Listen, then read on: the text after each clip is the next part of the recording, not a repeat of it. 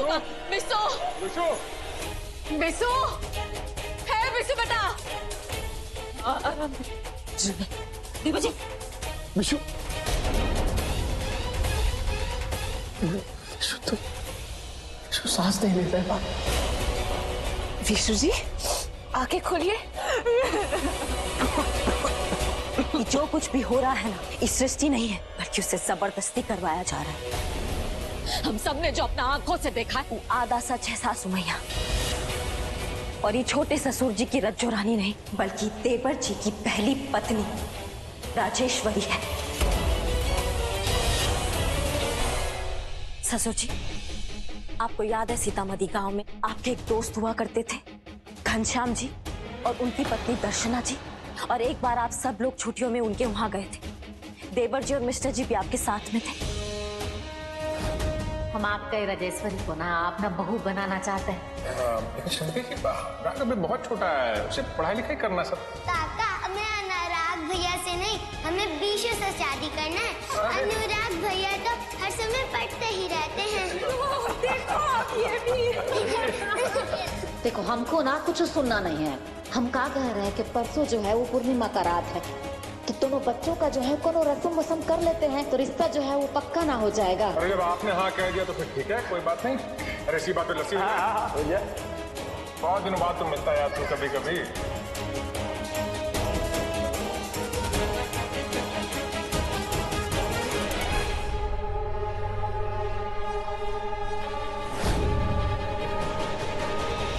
बीशु, क्या? तुम मेरे दूल्हे हो ना, वो मेरा बॉल है वहां से निकाल के दो। हाँ।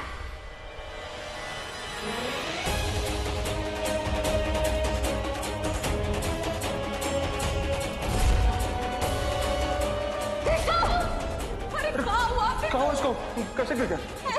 विशु, अरे घनश्याम डॉक्टर को चलो लेके। विशु बेटा बच्चा चलो चलो चलो चलो डॉक्टर विशु।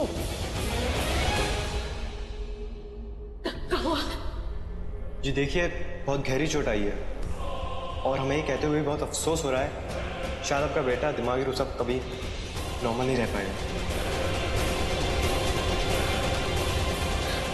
क्या हो गया? दूर हटो से। अब तक हम सिर्फ सुनते आए थे कि आपकी बिटिया जो है वो अब तक नहीं है, लेकिन आज साबित हो गया इसी की वजह से बिसु का ये हाल है। बिसु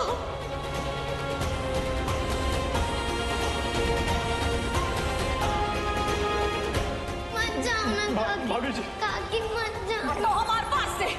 भाभी जी राजेश्वरी और विशु का। भाभी जी साहब भाई साहब, जो सब कुछ हुआ है ना वो हमारे लिए गुड्डा गुड़िया का खेल था, खत्म समझो।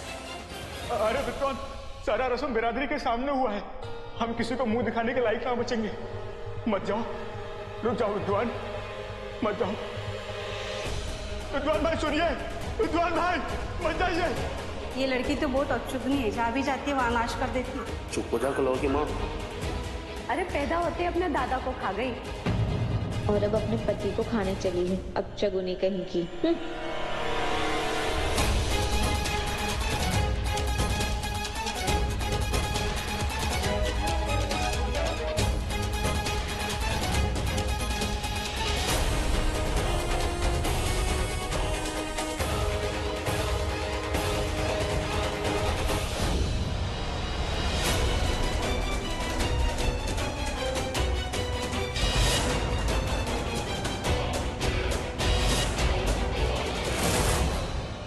और इसी शादी ना होने का बदला लिया इस रज्जो ने। हाँ, हमने बदला लिया है, लेकिन सिर्फ इस विशु से नहीं, हमने तुम सब से बदला लिया है, क्योंकि तुम सब की वजह से हमारी शादी विशु से नहीं हो पाई।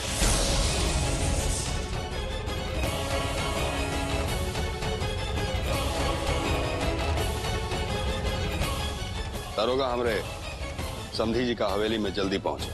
और परम पूजनीय विद्वान सिंह, कुछ याद है कि नहीं? हमरे बाबूजी ने बहुत सारा फोन कॉल किया था, बहुत सारी चिट्ठी लिखी थी आपको, लेकिन आपने कोई जवाब नहीं दिया। हमरे बाबूजी वहाँ दरवाजे तक आए थे, लेकिन इन्होंने धक्के मार के बाहर कर दिया हमरे बाबूजी को। सारा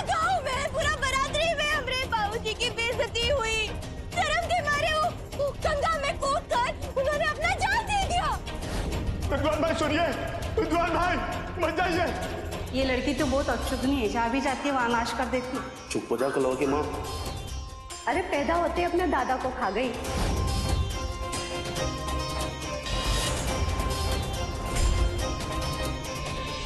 हमारी माँ उस सदमा बर्दाश्त नहीं कर पाई और बाबूजी के गम के मारे माँ हमारी पगला गई, हमारी माँ पागल हो गई। असल में हम विशु के इलाज में इतने व्यस्त थे और इतना परेशान थे कि इन बातों पे ध्यान ही नहीं दे पाए। बाद में हमें पता चला घनश्याम जी के बारे में, लेकिन हमारी माँ ने हमारे लिए शादी का जोड़ा सिलवाया था। आज भी उसके चितड़े को ऐसे अपने कलेजे से लगा के पूरे गांव में भटकती रहती है और बोलती रहती है कि हमने बिटिया का ब्याह होने वाला है, आप सब लोग जरूर आइएगा, जरूर आइएगा। बचपन से बस अब सुगनी अब आगनी, अब सुगनी अब आगनी, बस यही शब्द सुनकर हम बड़े हुए हैं। और ये विशेष सिंह या नाथ साहब की तरह, राजकुमार की तरह यहाँ फैल रहे हैं। जैसे हम जवान हुए ना, हमरा ये जो दुख है ना, ये गुस्से में तब्दील हो गया और हमारे जिंदगी का सिर्फ एक ही मकसद रह गया और वो है बदला, सिर्फ और सिर्फ बदला। हम इस विशेष सिंह को मारकर तुम सबको भी वो दुख देना चाहते हैं जिसे हम 12 साल से झेल रहे हैं। उसके लिए हमारे इस घर में आना ना बहुत ही जरूरी था और उसके लिए ब्रिजवान सिंह से बेहतर इंसान कोई हो ही नहीं सकता था। इसीलिए हमने ब्रिजवान सिंह से प्यार का नाटक किया और शादी का भी नाटक किया और तुम सबका विश्वास जीत लिया। नमस्ते ठाकुर साहब, गिरफ्तार कर लो इसे। रुको, हमारा मकसद अभी पूरा नहीं हुआ है। हमने कहा छोड़ो हमें, हमारा मकसद पूरा नहीं हुआ है। हमने कहा छोड़ो हमें, छोड़ेंगे नहीं हम इस पूरे परिवार को बर्बाद कर देंगे विद्वान सिंह, बर्बाद कर देंगे हम।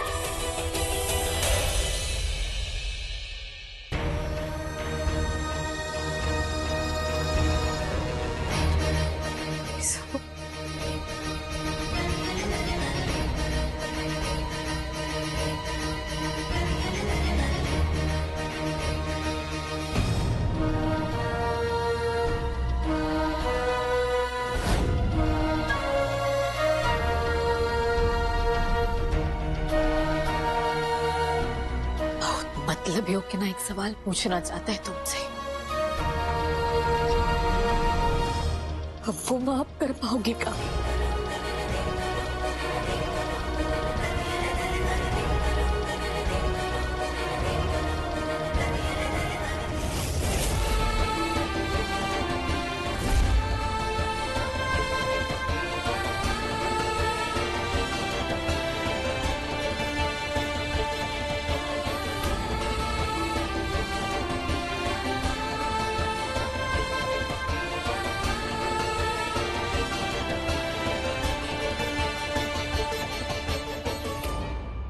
जी, आपकी बिटिया जो है ना वाकई में दबंग है। आज तो हम इसके ऋणी हो गए। शाबाश बेटा, तुम तो रोज चुप चुप जी।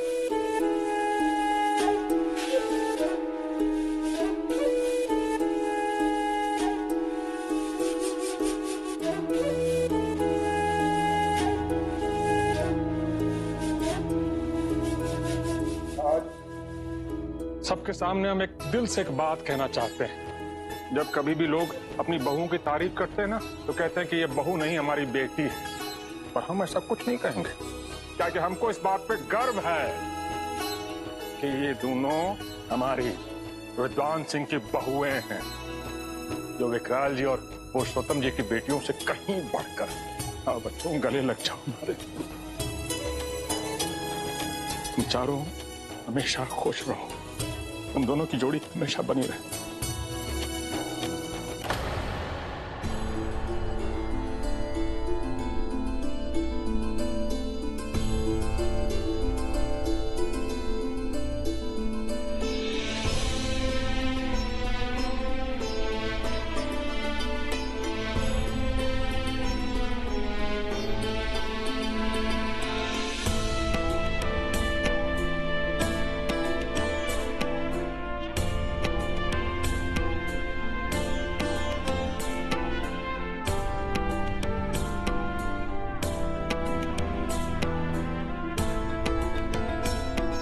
बिरजू यीशु से बहुत ही प्यार करता है। पता नहीं वो अपने आप को माफ कर पाएगा कि नहीं। आप चिंता मत करिए अम्मा, थोड़ा भावनाओं में बह गया था वो, पर हम संभाल लेंगे, उसे समझा देंगे। माँ, अब तो आपको भरोसा है ना हमरे और सृष्टि जी के प्यार पर? हाँ बेटा, मान के तुम दोनों का प्यार को। है कि गलती हमारा भी नहीं है, हमने कभी ऐसा रिश्ता और प्रेम देखा ही नहीं है।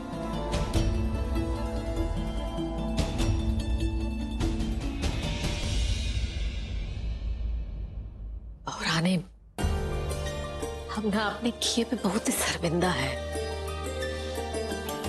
समझ में ही नहीं आ रहा है कि तुमसे कैसे माफी मांगे। ये आप कैसी बातें कर रही है सासू माँ? माँ माफी नहीं मांगती, हुक्म सुनाती है। हमारे साथ कितना कुछ हुआ, हमारी माँ हमारे साथ नहीं थी। सासू माँ, हम एक बार आपको गले लगकर रोना चाहते हैं।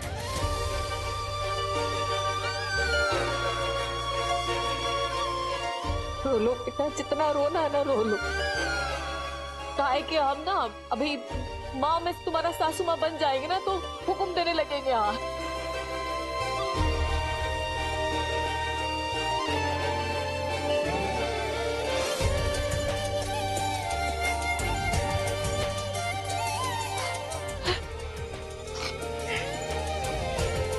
और हम तुम दोनों से कह रहे हैं कि आज के बाद ना तुम दोनों का चेहरा ना, उस पर सिर्फ खुशी होना चाहिए बस।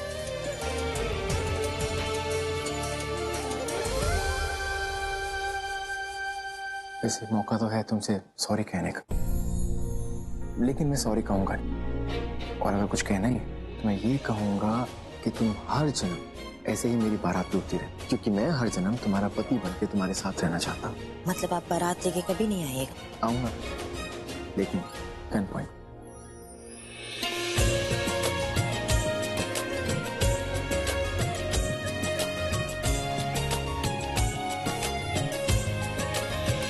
रागिनी भाभी, आज आपने हमारे भैया की जान बचाई, उसके लिए बहुत बहुत थैंक यू।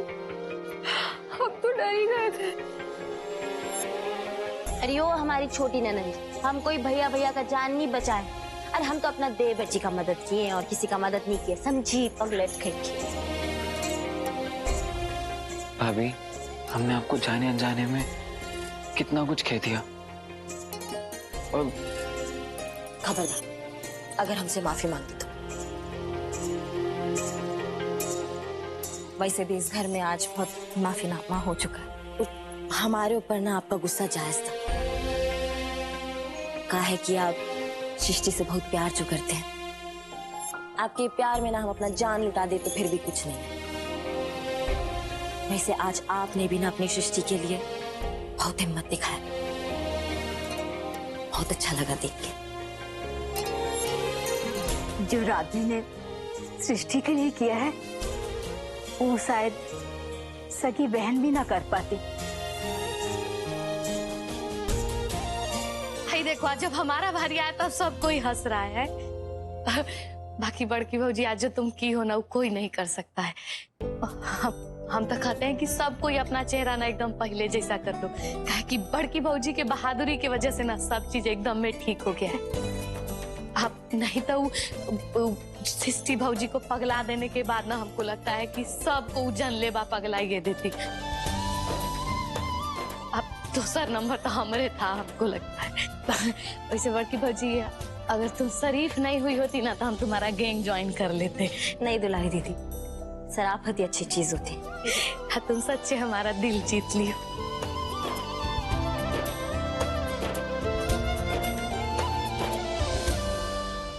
चाचा जी, आप हमें आशीर्वाद दीजिए कि रागिनी की हिम्मत कम से कम 1% ही हमारे पास आ जाए। 1% का क्या बात है बिटिया, हमने तो पूरा का पूरा 100% अपना बेटा जी को आप लोगों को दे दिया है। आप दोनों पर हमारा आशीर्वाद हमेशा बना रहेगा। समधी जी, जिस घर में बहू और बेटी का इतना सम्मान होना, तो देश में बेटियों के पैदा होने के बाद जश्न मनाया जाएगा। विकराल जी, एक बात कहेंगे आपसे। आपके तौर तरीके हमें कभी पसंद नहीं थे, पर आज रागिनी बहू के संस्कारों को देख के हमें लगता है कि आपके तौर तरीके अलग जरूर थे, लेकिन आपने रागिनी बहू को बहुत अच्छे संस्कार दिए और कहीं ना कहीं आपने हमें गलत साबित कर दिया। आप लोग बात बात पर रो पड़ते हैं। समझी जी, अब भोले बाबा से बस यही दुआ करते हैं कि आप लोगों का परिवार में हमेशा ऐसे ही खुशियां बनी रहे। अब आज्ञा दीजिए।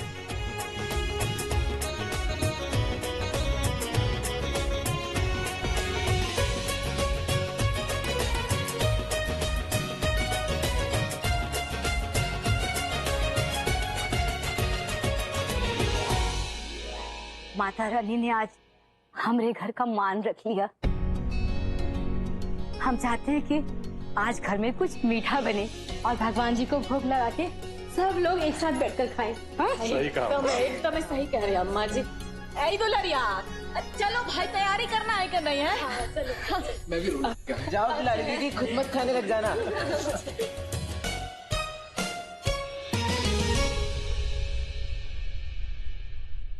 हम इस विशेष सिंह को मारकर तुम सबको भी वो दुख देना चाहते हैं जिसे हम 12 साल से झेल रहे हैं। उसके लिए हमारे इस घर में आना ना बहुत ही जरूरी था।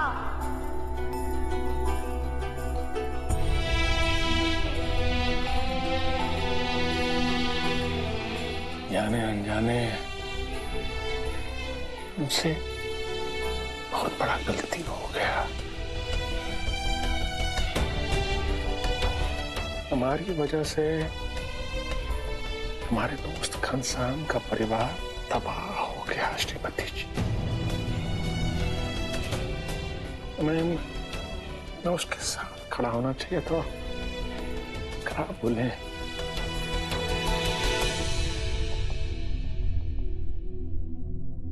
काहे अपना दिल छोटा कर रहे हैं? अरे उस समय आपको जो उचित लगा वो है आपने किया। उस हादसे के बाद बीसू का ऐसा हालत ही कहाँ था कि हम उसके शादी के बारे में सोच भी पाते।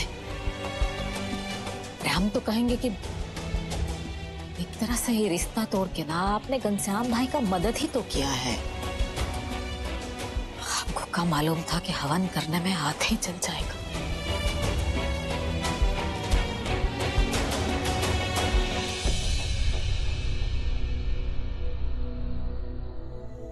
कुछ भी हो श्रीमती जी, पर रज्जू के मन में जितना कड़वाहट भरा है ना हम सब के लिए, कहीं ना कहीं हम सब उसके लिए जिम्मेदार हैं। यही सब सोच के मन बड़ा खराब हो रहा था हमारा।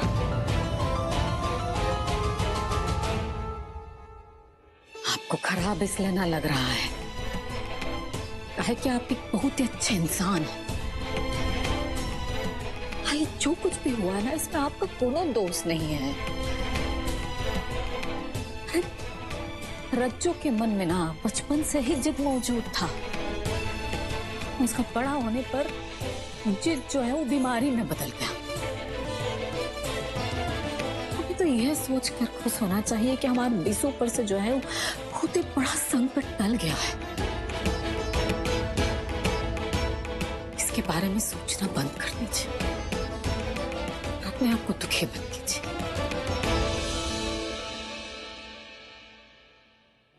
मिस्टर जी, आपने बुलाया था हमें? इतना अंधेरा मिस्टर जी, आप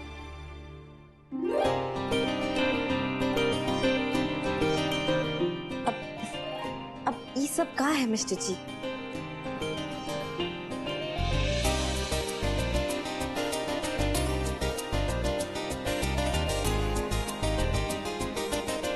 समझकर नदी का किनारा तुझको, मैं ना समझ तुझसे ही उग गया, पर दिल तेरा समंदर था, ना चाहकर भी डूब गया।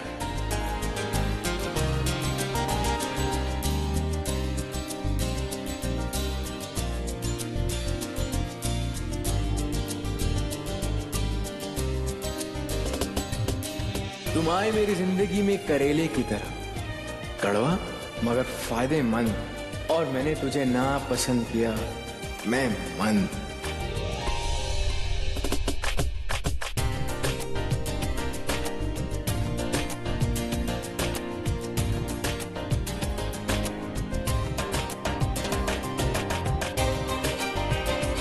तेरी छोटी सी मुस्कुराहट भी अब मेरा सबसे बड़ा खजाना है। अब तो उसी के लिए जीना है और उसी के लिए मर जाना है।